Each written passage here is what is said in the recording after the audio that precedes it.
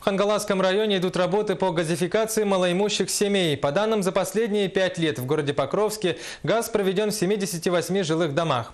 О работе специальной госпрограммы в Улусе и состоянии дел по газификации жилфонда в районе на сегодня в материале Саргаланы Ильиной. Чтобы попасть в эту программу, нужно собрать справки, что семья является малоимущей, то есть заработная плата хозяев, разделенная на всех членов семьи, не дотягивает до прожиточного минимума. Там есть ряд условий. Это первое, значит, должен быть уличный газопровод. Вот. Второе, должно быть, чтобы дом был в собственности достроенный. И третье, это стройготовность должна быть. Вот.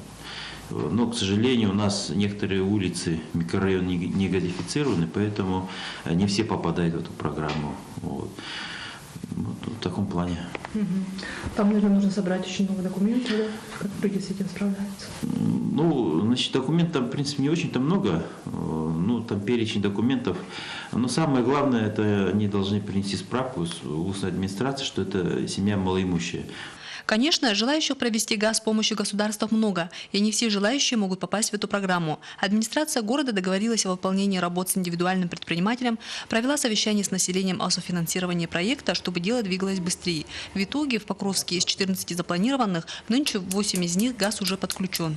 В этом году нам провели газ по программе социальной политики. До этого мы 10 лет топили дровами. Было очень трудно, а в этом году стало очень тепло и удобно. Очень благодарны, что существует такая программа. Всего в Улусе по программе газификации домов малоимущих граждан выделено 14 миллионов 800 тысяч рублей. На эти средства должны быть газифицированы 148 домов.